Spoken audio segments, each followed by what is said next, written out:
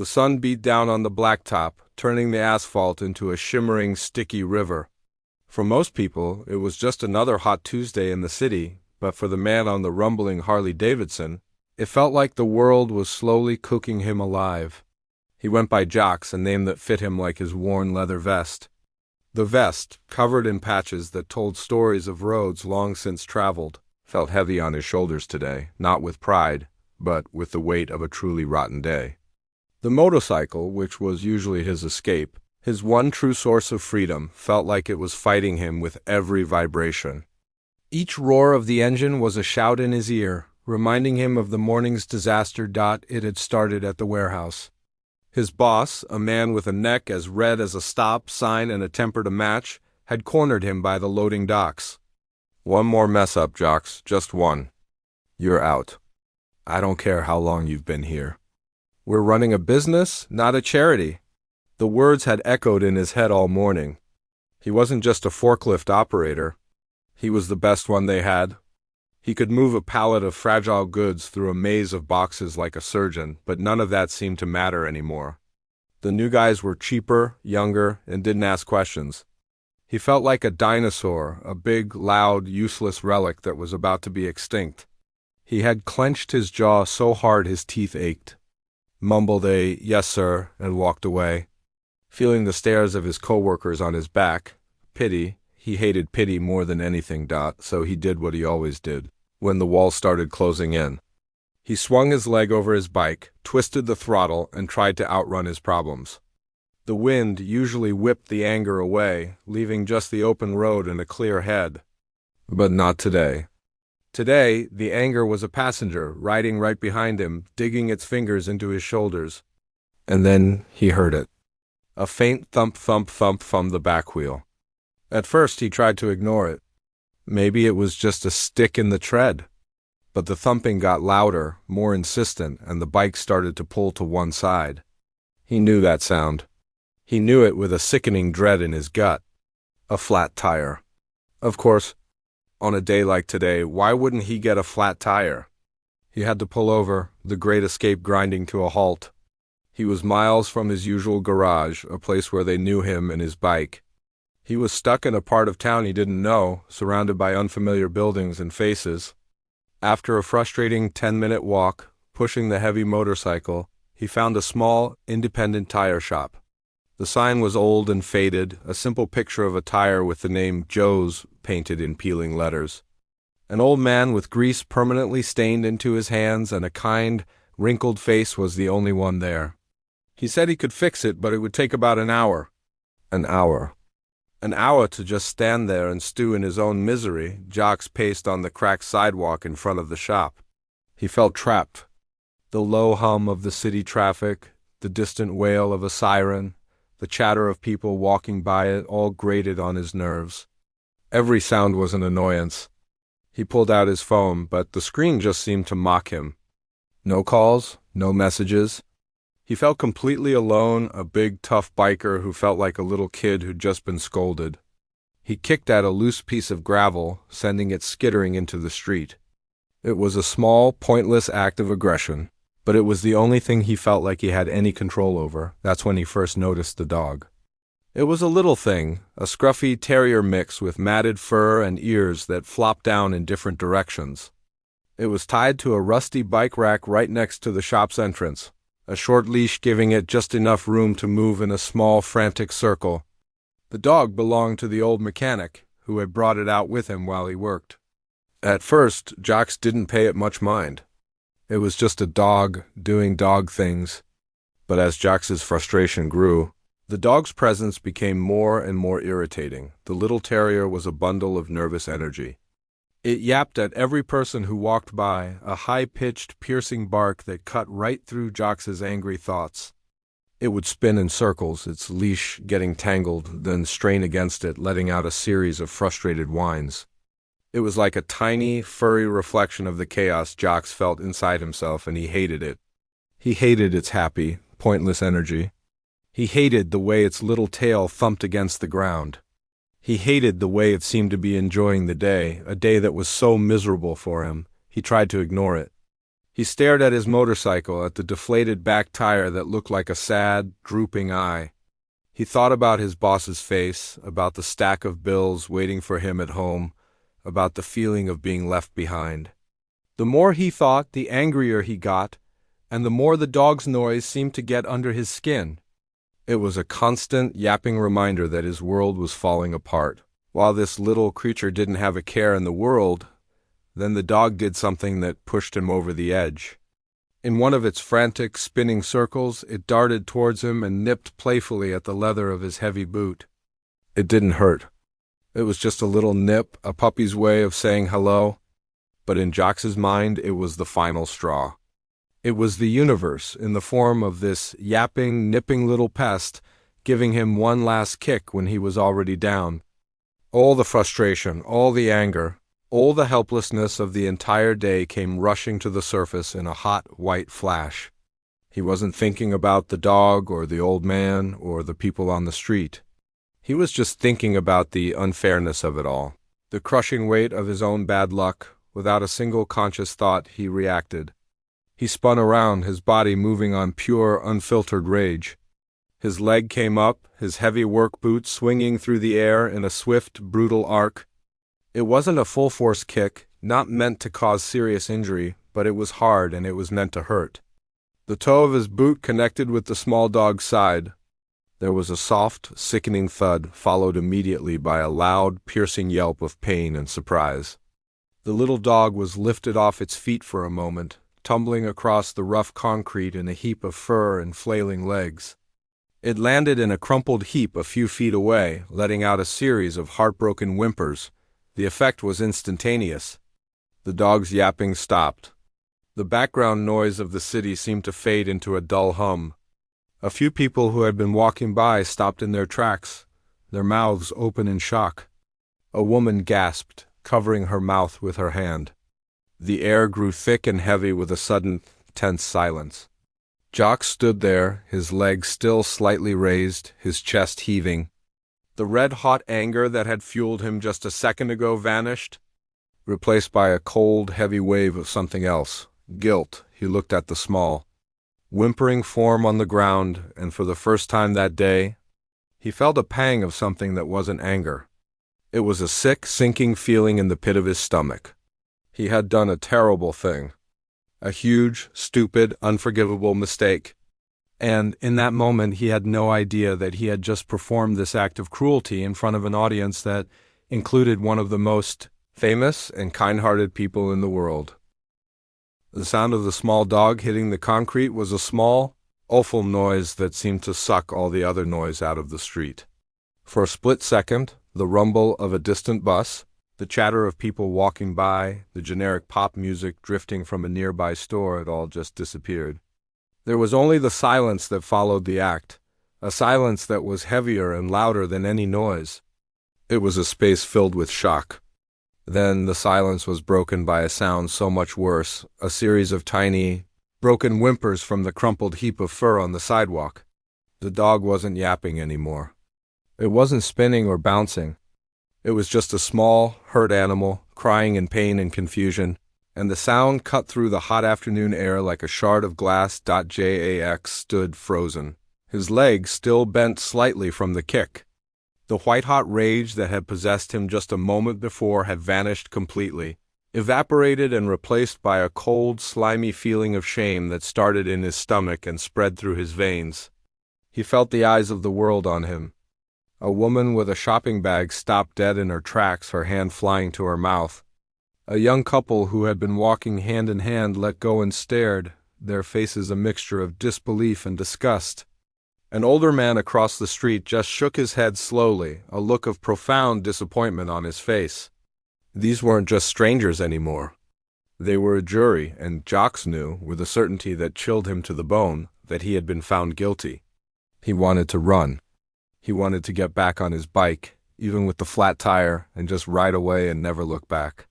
But his feet felt like they were cemented to the sidewalk. From a small, wrought iron table at the outdoor cafe next door, a man watched the entire scene unfold. He had been trying to enjoy a rare moment of peace, a simple coffee and a sketchbook, blending into the background of city life. He wore a simple baseball cap pulled low and a pair of dark sunglasses, but the kick had made him freeze. His pen, which had been gliding smoothly across the page, stopped mid-line. He saw the biker's leg swing, the little dog fly through the air, and the way it landed. He saw the immediate change in the biker's posture, the slump of the shoulders that screamed regret. He saw the horrified faces of the bystanders. A muscle in his jaw tightened, almost invisibly. He wasn't an angry person by nature, but there was something about a moment of casual cruelty, especially against something so small and defenseless, that struck a chord deep inside him.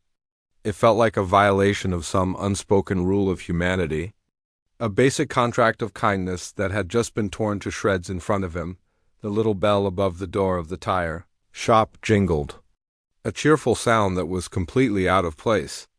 The old mechanic came out, wiping his greasy hands on a rag. He had a friendly, grandfatherly face, and he was probably coming out to tell Jocks that the bike was ready or that he needed a few more minutes. His eyes scanned the scene, taking in the frozen biker, the shocked onlookers, and then they landed on the small, whimpering pile of fur that was his dog. The friendly expression on his face vanished. It was like watching a light being switched off. In its place was a mask of pure, unadulterated horror. "Buddy?" he whispered, his voice cracking. The old man moved with a speed that seemed impossible for his age. He rushed past Jocks without even a glance, his knees cracking as he knelt on the hot concrete beside his little dog. "Oh, buddy boy," he murmured, his voice thick with emotion. He ran his hands gently over the dog's small body, looking for any sign of serious injury. The dog flinched at his touch, but then seemed to recognize his owner's scent and voice. It licked feebly at the old man's hand, its whimpers softening into sad, pathetic whines. The sight of the old man's gentle hands, so stained with grease and oil, carefully comforting his injured pet, made Jocks feel even smaller. He wasn't just a tough guy who had a bad day anymore. He was a monster, a bully who had hurt a harmless little creature and upset a kind old man. The shame was a physical weight, pressing down on his shoulders, making it hard to breathe. But Jocks had spent his entire life building a wall around himself, a wall made of toughness and attitude. Admitting he was wrong, especially in front of all these people, felt like it would shatter that wall completely. So he did the only thing he knew how to do. He doubled down. He straightened his back, puffed out his chest, and tried to look like the kick was no big deal. He cleared his throat, the sound loud and awkward in the quiet street. "Your mutt should be on a leash," he grumbled, his voice rougher than he intended. The words tasted like ash in his mouth. He knew the dog had been tied up. He knew it was a stupid, pathetic excuse. But it was the only thing he could think of to say. The old man looked up from his dog, his eyes now filled with a deep, trembling rage. It was a much scarier look than the shock and horror from before. "He was on a leash." He shot back, his voice rising. "He was tied up right there. What is wrong with you?" He held the small dog close to his chest, protectively, as if he expected Jocks to try and kick him again, just as Jocks was about to say something else. Something equally stupid and defensive, a figure moved into his line of sight. It was the man from the cafe. He had left his coffee and his sketchbook and was now walking towards them. He moved with a calm, deliberate purpose that seemed to silence the angry thoughts in Jocks's head. The small crowd of onlookers watched him, their expressions curious. He didn't look like a cop or an official of any kind. He was just a guy in a cap and sunglasses. But he carried an air of quiet authority that was impossible to ignore. The man walked right past Jocks, again without even acknowledging him, and knelt down on the other side of the old man. He didn't say anything at first, just looked at the dog with a concerned expression. "Is he going to be okay?" he asked, his voice low and gentle. It was a surprisingly kind voice, a voice that seemed completely out of place in the tense standoff. The old mechanic, startled by the stranger's gentle approach, looked at him. The anger in his eyes softened slightly. I think so," he stammered, stroking the dog's head. "I think he's just scared. And bruised." "Oh, my little buddy." The man nodded, his gaze still on the dog. He reached out a hand and let the dog sniff his fingers before giving it a soft, gentle pat on the back. Then he stood up. He turned slowly, and for the first time he looked directly at Jocks, even through the dark sunglasses. Jocks could feel the intensity of his stare. It wasn't an angry stare. It wasn't hateful. It was something else. It was a look of profound disappointment, of unwavering seriousness that felt heavier than any shout or threat could ever be. "Hey, man," the stranger said, his voice calm but firm. It cut through the tension like a hot knife through butter. "That was not okay." "There's no reason for that?" Jocks felt his defensiveness flare up again. "Who was this guy?" "Mind your own business," he snarled, trying to sound tough, but his voice came out sounding weak and shaky. The stranger didn't flinch. He didn't get angry. He just stood there, calm and solid as a rock. He took a slow breath before he spoke again. "When someone hurts an animal, it becomes everyone's business," he said, his voice quiet but clear as a bell. "We're all just walking each other home." The words were strange, almost poetic, and they hit Jocks with a force he wasn't expecting. It wasn't a lecture. It wasn't a threat. It was a simple, powerful statement of truth that completely disarmed him. He had no idea how to respond to that. He just stood there, his mouth slightly open, the wall of toughness he had built around himself starting to crumble into dust. The words hung in the hot, still air, strange and out of place. "We're all just walking each other home." Jocks stared at the stranger, his mind a blank slate. What did that even mean? It wasn't an insult. It wasn't a threat. It was something else, something quiet and deep that Jocks had no idea how to fight against. His whole life, his defense mechanism was a simple one. When someone pushes you, you push back harder. When someone yells, you yell louder. But this was like trying to punch smoke. The stranger's calm demeanor was more disarming than any angry shout could have been. Jocks felt the anger that had been his constant companion all day start to drain away, leaving behind a hollow, empty feeling that was much, much worse. He felt his face flush with heat, a prickly, embarrassing blush that he was sure everyone could see. He, Jocks, the tough biker who could stare down a truck driver, was being completely undone by a few quiet words from a guy in a baseball cap. He tried to muster a response, something tough and clever that would put the stranger back in his place. He opened his mouth, but no sound came out. His brain, usually so quick with a sharp retort, had stalled. All he could do was stand there, feeling the weight of the stranger's gaze even through the dark lenses of his sunglasses. He felt like a little kid again, caught doing something wrong, with no excuse to offer. The wall he had spent a lifetime building, brick by brick, with tough guy attitude and leather and chrome, felt like it was trembling, ready to collapse. The stranger seemed to understand that Jocks had nothing left to say. He broke eye contact, turning his attention away from the biker as if he were no longer the most important person in the conversation. He knelt back down beside the old mechanic, his movements fluid and respectful. "How is he now?" he asked, his voice once again gentle and full of genuine concern. He wasn't performing for the small crowd that had gathered. His focus was entirely on the small, injured dog and its worried owner, the old man, who had been watching the tense standoff with wide, fearful eyes, seemed to relax a little. He looked down at the dog, who was now tucked securely in his arms, its trembling having subsided slightly. "I think he's okay," the old man said, his voice thick. "Just scared. Poor little guy doesn't understand." He stroked the dog's matted fur, and the dog licked his hand weakly. The simple, tender exchange between the old man and his pet was a stark contrast to the harshness of Jocks's actions just moments before. It was a picture of pure, unconditional love, and it made Jocks's stomach churn with a sickening mixture of guilt and self-loathing. "Good," the stranger said, nodding. He looked at the old man's grease-stained hands and then at the tire shop. "Is there a vet nearby? Maybe we should get him checked out, just to be safe." "I can help you get him there." The offer was simple, direct, and kind. It wasn't about blame or punishment. It was about taking care of a problem that needed to be solved. Hearing this, Jocks saw his chance. The stranger's attention was diverted. The old man was focused on his dog. This was his moment to escape. He could just turn around, walk into the tire shop, pay his bill, and get out of there.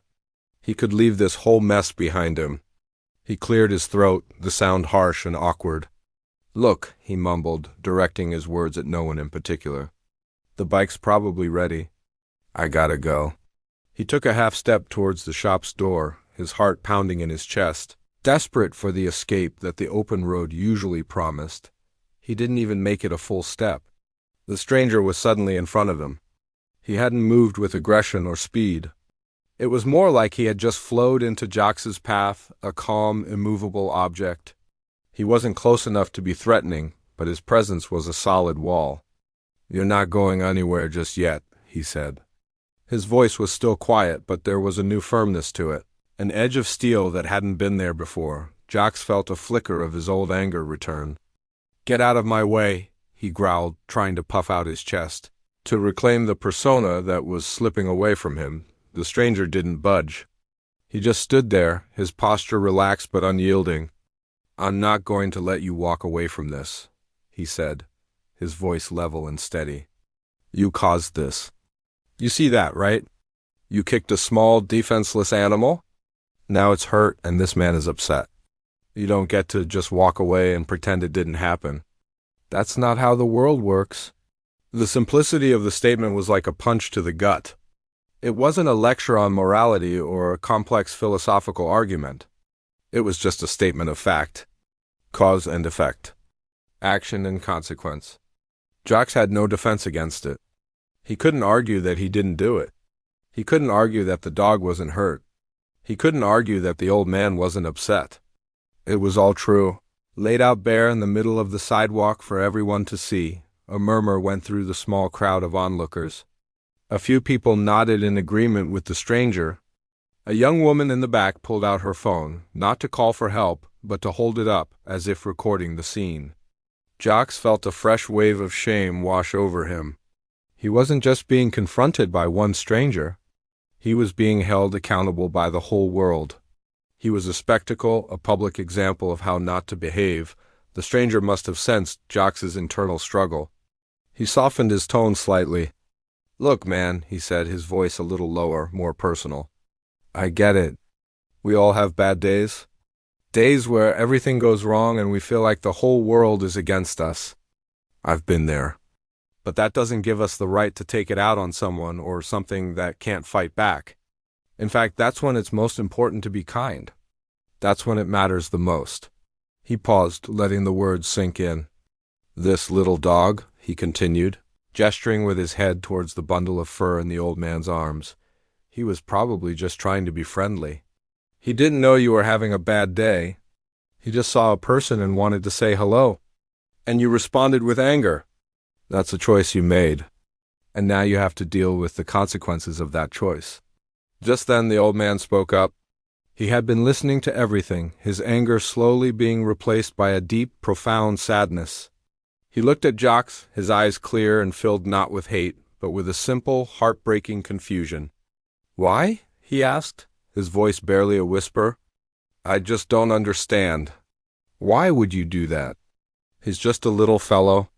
He wouldn't hurt a fly." That was the final blow. It wasn't the stranger's calm logic or the crowd's silent judgment that broke him. It was the simple, honest question from the old man. It was the pure, wounded innocence in his voice. Jox looked at the old man's face, at the tears welling in the corners of his eyes, and then he looked at the small dog peeking out from his arms, its big, brown eyes full of fear. The last brick in his wall crumbled into dust.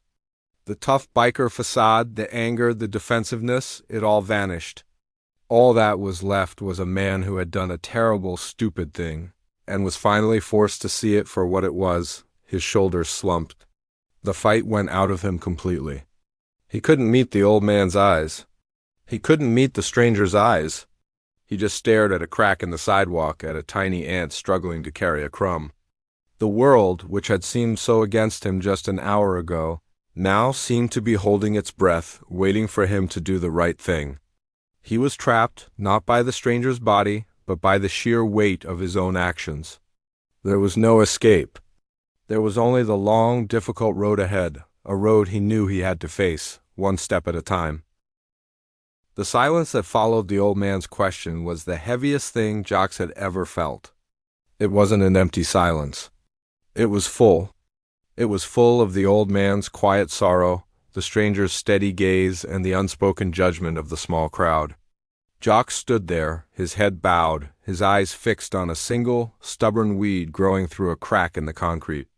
He felt like that weed, small, out of place, and about to be stepped on. The fight had gone out of him, not with a bang, but with a slow, painful leak, leaving him feeling empty and exposed. All the anger, all the frustration, all the false pride that had armored him for so long had vanished, and he was left standing on the sidewalk in just his skin, feeling raw and vulnerable. He had no idea what to do or what to say. The words "I'm sorry" felt too small, too insignificant for the hurt he had caused. The stranger, sensing the shift, broke the standoff. He didn't look at Jacques with a sense of victory. Instead, he turned his attention back to the old man and the dog, his actions showing that this was never about winning a fight.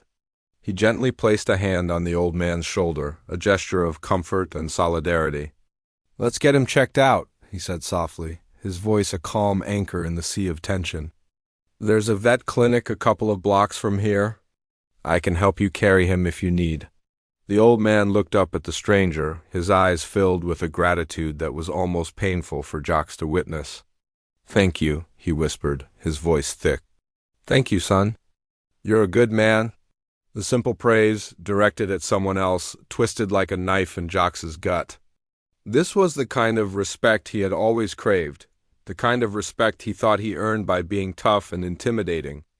But here it was, being given freely to a man for nothing more than an act of simple kindness. It was a lesson Jacques was learning in the hardest way possible. It was in this moment, as the stranger was helping the old man to his feet, that a quiet gasp came from the edge of the small crowd. A young woman who had been holding up her phone to record the confrontation was staring at her screen, her eyes wide with disbelief. She looked from her phone to the man in the baseball cap, then back to her phone again, as if trying to convince herself that what she was seeing was real. "Oh my God," she whispered, so softly at first that only the person next to her could hear.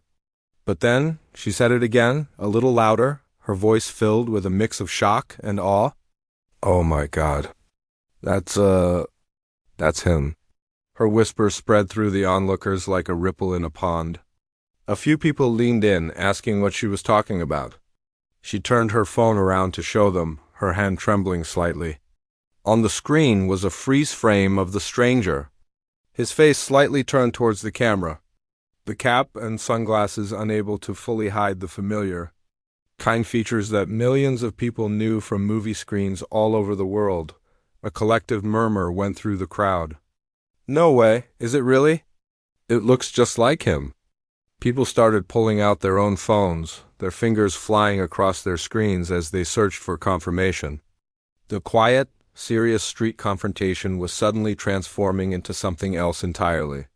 The air crackled with a new kind of energy, a low hum of celebrity recognition that was rapidly building. Jax, still lost in his own shame, was slow to notice the change.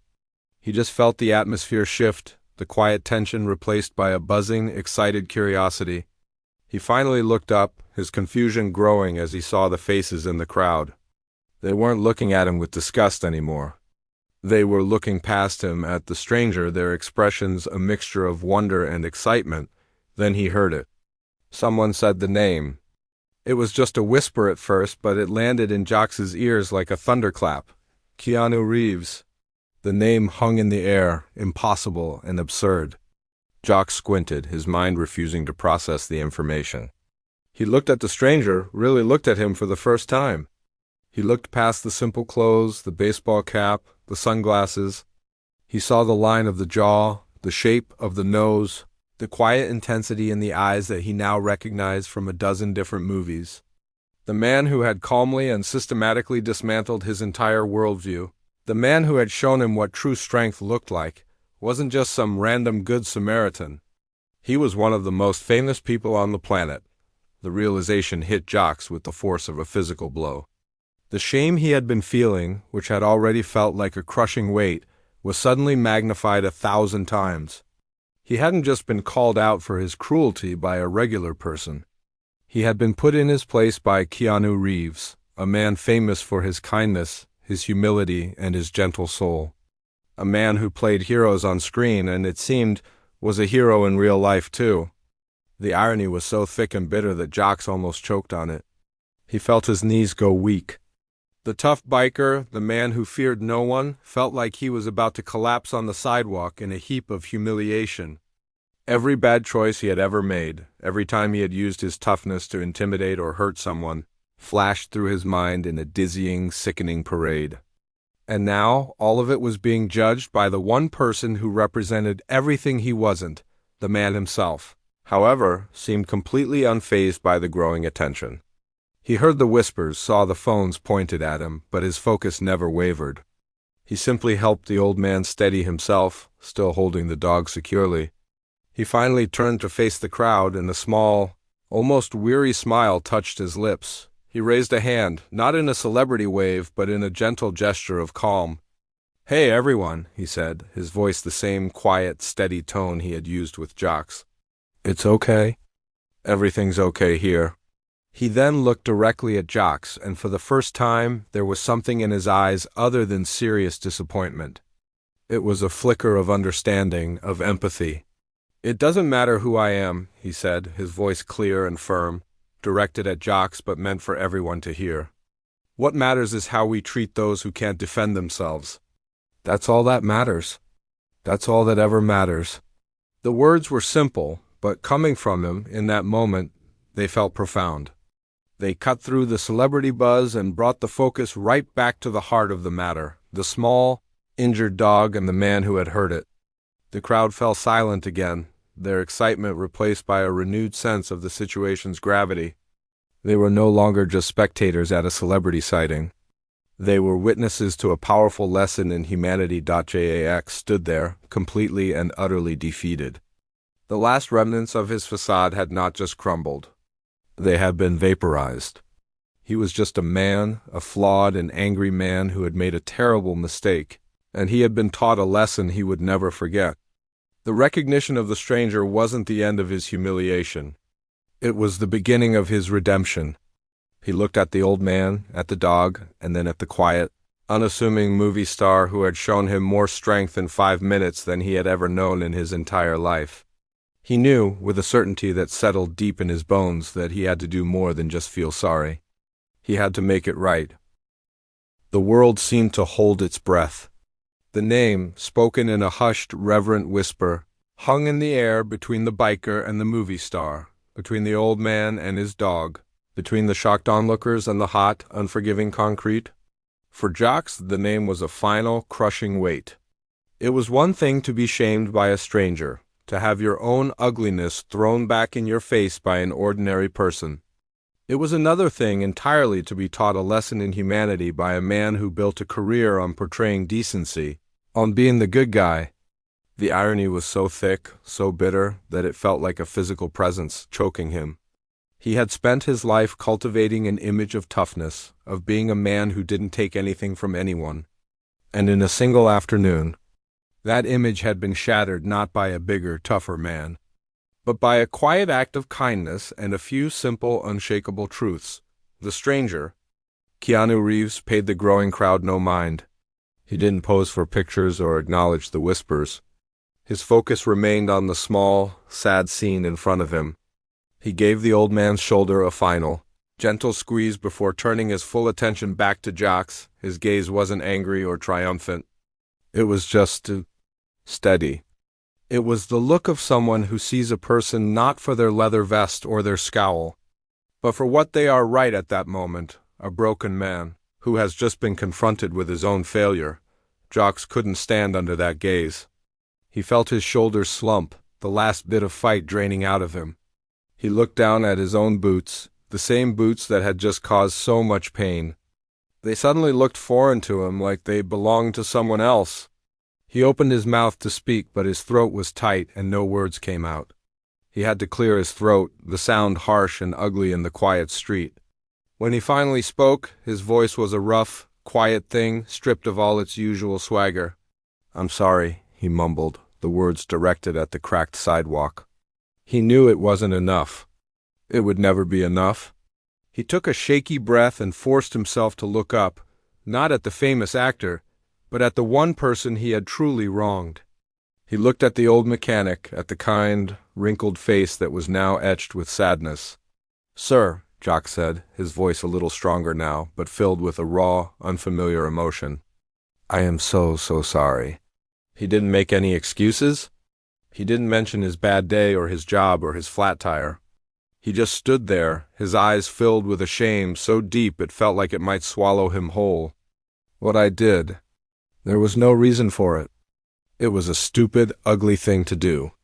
And I'm truly sorry." The old man looked at Jocks, his expression softening slightly. He saw the genuine remorse in the biker's eyes, the complete and utter deflation of his pride. He saw a man who was not a monster, but a man who had made a terrible mistake and was now paying the price for it. The old man gave a slow, sad nod. He didn't say, "It's okay," because it wasn't. But he acknowledged the apology. Jx knew that words were not enough. He had to do something. He reached into his back pocket and pulled out his worn leather wallet. It was thick with old receipts and faded photos, but he knew there was cash in there. He pulled out a wad of bills, not even bothering to count them. "Please," he said, holding the money out to the old man. "Let me pay for the vet. Whatever it costs. Please let me do this."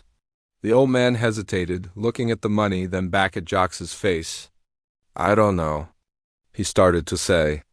"Please," Jocks insisted, his voice cracking. "I need to. I need to make this right." Seeing the desperation in Jocks's eyes, the old man finally nodded and took the money. "Okay," he said softly. "Okay." Keanu Reeves, who had been watching the exchange with a quiet intensity, gave a single, solemn nod of approval. He saw that the situation was now in the hands of the two men who were at the center of it. His job was done. Without another word, he turned and began to walk away. He didn't make a big show of it. He just turned, his hands in his pockets, and started walking down the street, melting back into the city he was just trying to enjoy a coffee in. A few people from the crowd followed. Their phones held up, but most of them stayed, their attention still on the quiet drama playing out on the sidewalk, with the movie star gone. The tension in the air began to dissipate. The crowd, realizing the show was over, slowly started to disperse, their murmurs fading away. Soon it was just Jocks, the old man, and the little dog Buddy, who was now whimpering softly in his owner's arms. "The vet's just a couple of blocks that way," the old man said, gesturing with his head. "I can take him." "I'll carry him," Jocks offered immediately. It was the least he could do. The old man nodded and gently passed the small dog into Jocks's arms. The dog flinched at first, but then seemed to sense that Jocks meant it no harm. It tucked its small head into the crook of Jocks's arm, its little body trembling. The feeling of the small, vulnerable creature in his arms was a strange and powerful sensation. It was a weight, but not a heavy one. It was a weight of responsibility, of care. It was a feeling he had never allowed himself to have before. They walked in silence to the vet clinic. Jocks held the dog carefully, his rough, calloused hands surprisingly gentle. The old man walked beside him, his steps slow and steady. When they got to the clinic, the vet was kind and reassuring. She examined the dog carefully, her hands moving with practiced skill. "He's a lucky little guy," she said after a few minutes. "He's bruised and he's scared, but there are no broken bones. He'll be sore for a few days, but he'll be fine." The relief that washed over Jocks was so intense it almost made him dizzy. He paid the bill, using the rest of the cash he had in his wallet, and didn't even think about it. The money was meaningless. What mattered was that the little dog was going to be okay. Back at the tire shop, the old man's dog was now resting in a soft bed behind the counter, a small bowl of water next to him. Jocks's motorcycle was ready, the back tire looking new and black. He paid the mechanic, their interaction quiet and respectful. There was no need for more words. Jocks swung his leg over the bike, the familiar weight of it feeling different now. He put the key in the ignition and twisted it. The engine roared to life, the sound rumbling through the quiet street. But to Jacques, it didn't sound like a roar of anger or defiance anymore. It just sounded like a machine. It was the sound of an engine, nothing more. He pulled on his helmet, and with a final nod to the old man, he rode away. He didn't speed. He didn't weave through traffic. He just rode, the wind whipping past him, not as an escape, but as a cleansing force. He thought about the day, about the anger that had started as a small spark and had grown into a raging fire. He thought about the easy, cruel way he had lashed out, and the quiet, powerful way he had been called to account. He thought about the strange, poetic words of a movie star and the simple, heartbreaking question of an old man. He was still Jacques. He would still have bad days. But he knew, with a certainty that would stay with him forever, that he would never, ever again make the mistake of taking his anger out on someone who couldn't fight back. He had learned a lesson in toughness, and it had come from the gentlest man he could ever have imagined.